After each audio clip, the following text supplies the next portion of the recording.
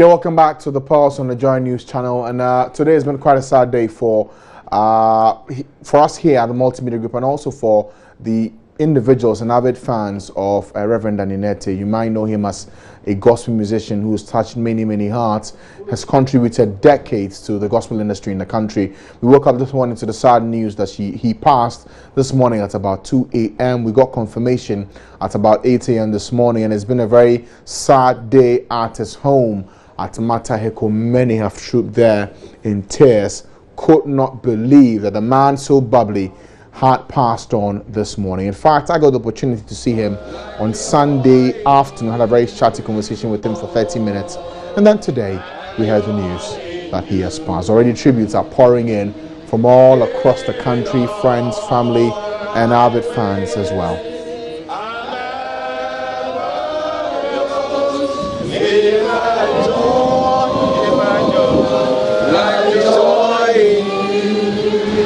Right, so my colleague Derek Akosam has been to the family house. He joins me in the studio for some quick discussion on what he's been able to learn from them on a very sad day like this. Good afternoon to you, Derek. Good afternoon, always interesting how we have you in the mix of things when someone dies or someone passes on. But what did you find today when you went to the family home? Well, when I got there around 11:30 in the morning, it was one of sorrow, one of sadness, and then frustration. You speak to the people, they ask questions as to why the good Lord would call someone so young and also at the prime of his life, somebody who they saw as a contemporary gospel musician, the pioneer, of course, somebody who was living his life in a way that would draw people closer to God.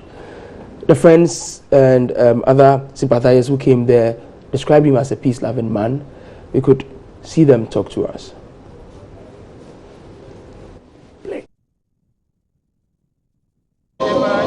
We were even thinking of a program. There's a program, Grand Ball, that will be coming up, programs, and when this peace concert we're going to do, where just he will be on board because he's a great guy. I quite remember I took an award for him in London, and the awesome things they said about him was, and the musicians too, is lost somebody great. Danny was an amazing person, someone, well, most people will see him on stage, powerful worship leader, powerful musician, great gift to the body of Christ. But knowing him up close and personal was also, he's a fun guy. You like to hang out with him. He cracks jokes like crazy, and it's just hard to believe that such a warm person is gone.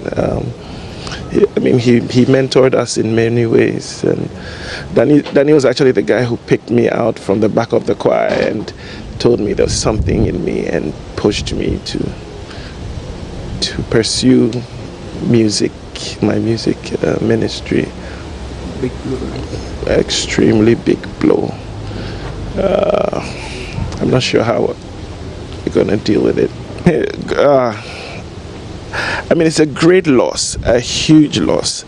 They call him the father of contemporary gospel music. And that's not because he was the first to innovate, but he stayed the course and he pushed the limits even when it was not popular to do that.